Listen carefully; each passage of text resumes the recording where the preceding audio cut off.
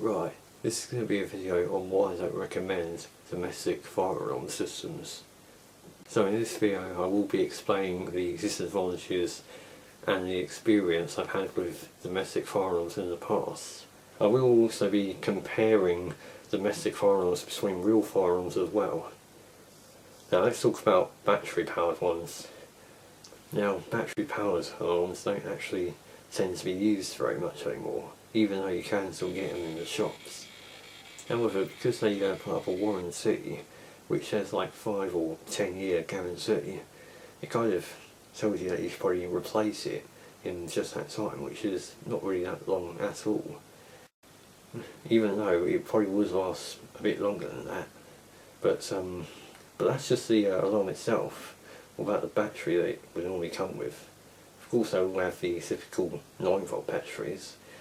Now they normally only last 2.5 to 3 years, which also isn't exactly ideal either, because people actually have to replace the battery in all of them on the system, which they may have like 2 or 3, like every 3 years. It's not really ideal to keep doing that all the time, and in fact most people don't normally bother doing it anyway. Now this is the really frustrating part, because battery powered ones as well as others usually malfunction quite a lot, and the fact that they're usually too sensitive, especially if you've got like a really sensitive ionisation one mounted outside your kitchen. They are actually really sensitive to false alarms, and in fact they usually malfunction a lot anyway. Most people usually permanently remove the batteries from them, whether they're dead or not, and keep them out, because they're getting frustrated if the detectors are malfunctioning continuously, and that usually puts their houses at risk. This is a smoke alarm. It uses ionization technology to detect the smallest traces of smoke. It comes with a 5-year warranty. This is James. He took the battery out of the smoke alarm because it kept going off. And I've certainly experienced that when we had battery powered ones in 2008. In 2007 we actually had these Fire Angel slugging light fitting detectors, which run off the mains of the light. Now that too was also oversensitive, which has to be temporarily removed. So again, that would also put your house at risk. Certainly don't recommend those slugging light ones that you get. I don't know if they actually make them anymore, but never mind that. So like, they're not really ideal. I think also when you actually try to turn on the light, you can possibly set it off by accident, which could actually have connection to it. And certainly when you actually turn the power on from the mains towards the light, it also sets it off as well. So certainly a bad experience happened in the past. Now there are also these so-called 10-year life detectors. Trust me, they are not what they seem. You'd be like, oh okay, a detector which I wouldn't have to replace for 10 years. Well, you thought wrong. And certainly I've even tried one of those out myself. They usually have like a sealed in battery of some other kind, 2 wire sockets to it. You can't actually open it up.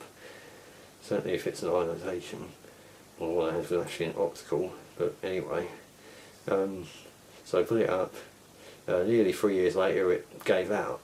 So quite clearly they are definitely not 10-year life, and also in fact even worse than regular battery powered alarms. I think they may have actually discontinued those kinds ages ago anyway. I think people have had the same experience with them.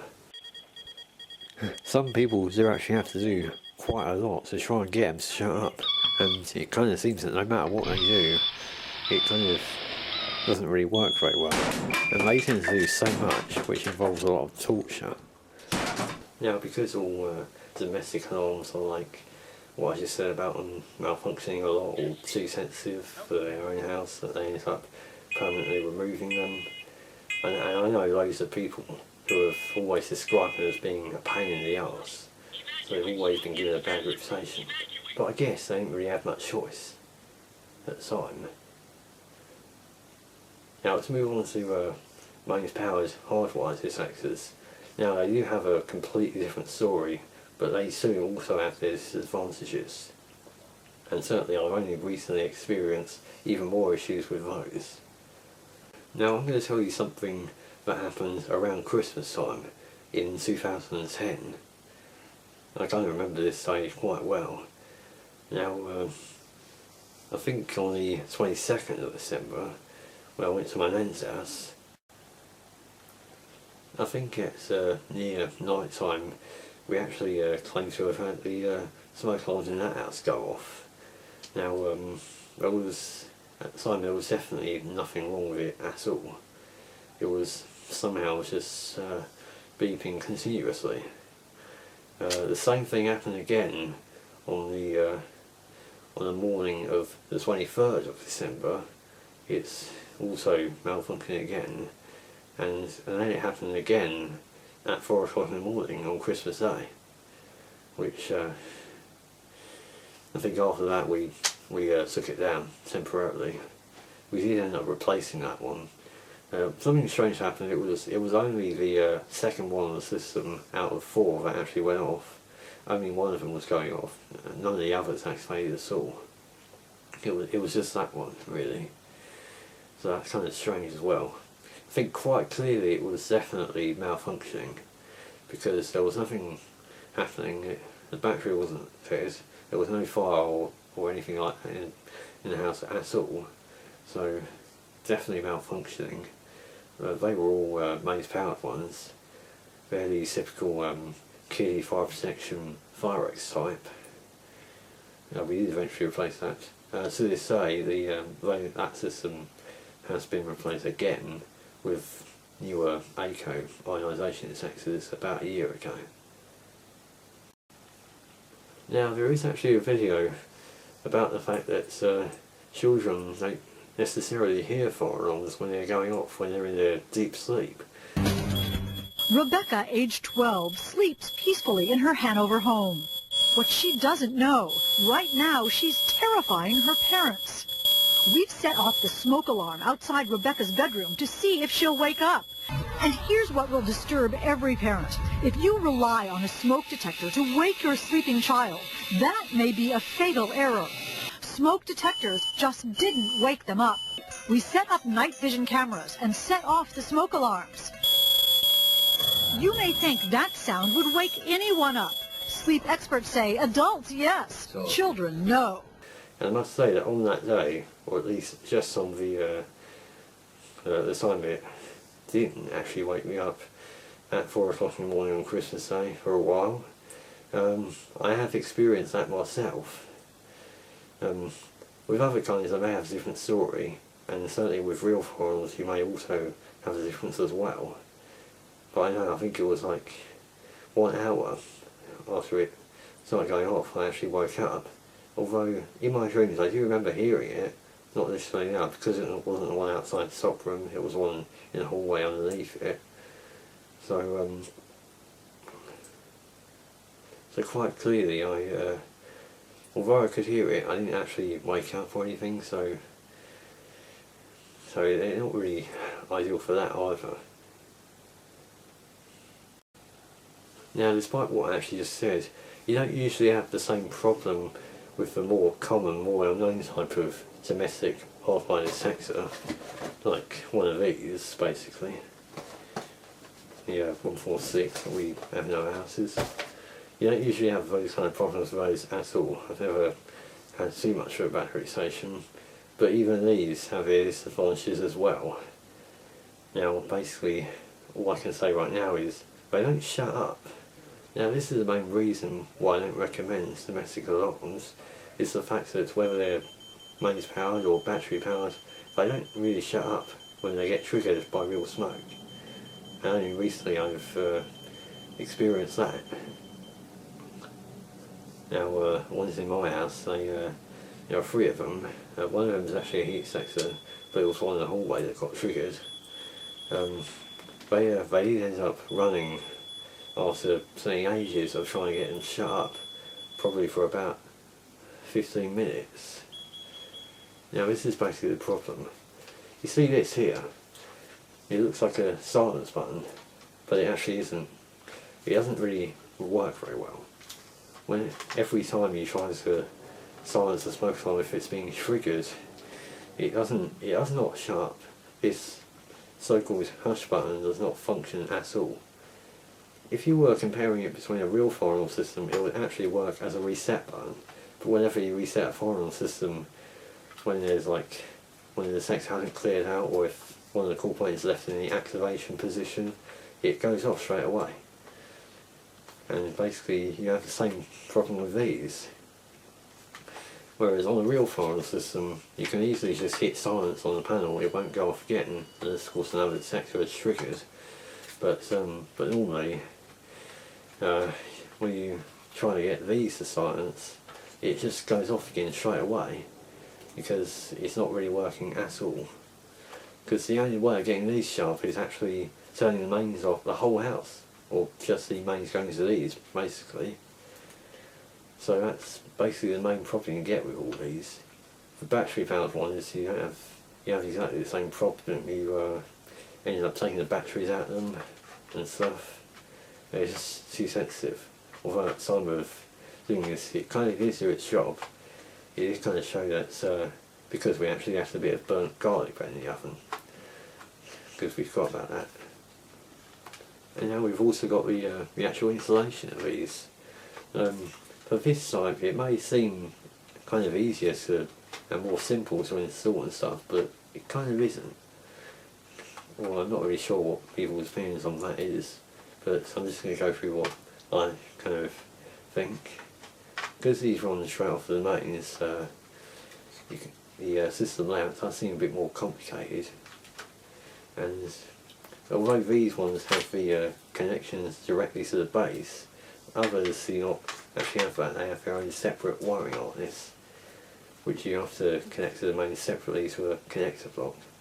But never mind that, let's talk about the installation of battery powered ones. That also seems quite easy, but the disadvantage is the fact that, particularly for ionisations, for the older EI detectors, it actually involves opening them up. That's the only way you can get to everything, which kind of involves exposing the ionisation sensor. I'm not sure if that's really enough to expose it, as it is kind of sealed, but still, someone says you must never open up an ionisation sensor, and with installing one of those, it kind of involves kind of opening up just to install them or to replace the battery. In fact, I've seen houses with those actually with the covers completely off. So I guess, I'm not sure how unsafe that is, but I don't think it's particularly ideal for that either. Why do you think for the, like take the Apollo Series 60 or 65 ionisation detector, same with the XP95 and Discovery, they all have those special screws so you can't really open them up. And to install them you just, of course, put them on the base and that's it. Now it is worth pointing out that for those who do collect domestic alarms, I'm not trying to say that you should not have them at all. I mean you can collect them if you want them to and stuff. I'm just saying that I do not recommend them for actual fire alarm system purposes. So, well, of course you can have a one manually or as well, because well, just as long as you have your existing fire alarm system as well. And I do know loads of people who do also have maybe a couple of domestic alarms in their collection as well. And you would have thought, as a fire alarm collector myself, you would have thought I may have had them. Although that is actually kind of true. I have actually collected domestic alarms in the past as well. I may have lost a couple over the years, but now I'm actually going to be selling most of the remaining ones. But despite that, I have actually had to make an exception for a couple of them. Like this one, for example, which I bought in 2013. Being based on an American style first alert detector of a rebranded Fire Angel version, I can't really let this one go. say a combination one, smoke and carbon monoxide sector, and but the ones I'm going to be selling are mostly the others, like these ones for example. Got a couple of these.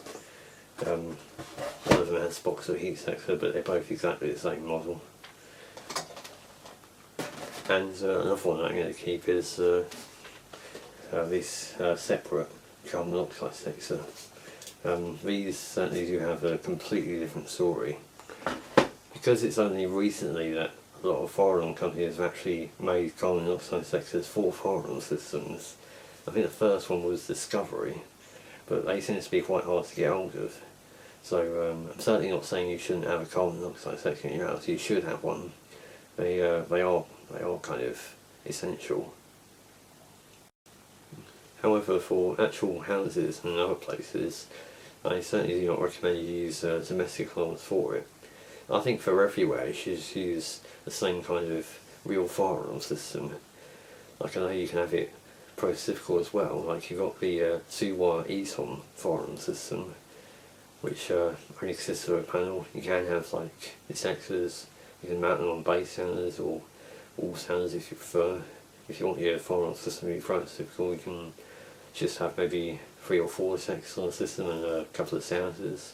You don't have to have call points on the system at all. I don't think you really need them if you don't want them. For me, I think I prefer to have a more realistic firearm system, so I will be doing more than just that. Now the truth is, it is actually possible. There are houses out there that do have a real firearm system, mostly bigger houses. I have got pictures of firearm systems in actual houses as well, including some even older ones, which may have originally been some kind of office building or something, which may have been converted into a house, but they've kept the firearm system. So yeah, I think that's a better idea. And believe me, real firearm systems are a lot less stressful to work with. They do exactly the same job, but whenever they start to get triggered by false alarms, you'll just be able to instantly silence it, it won't go off again.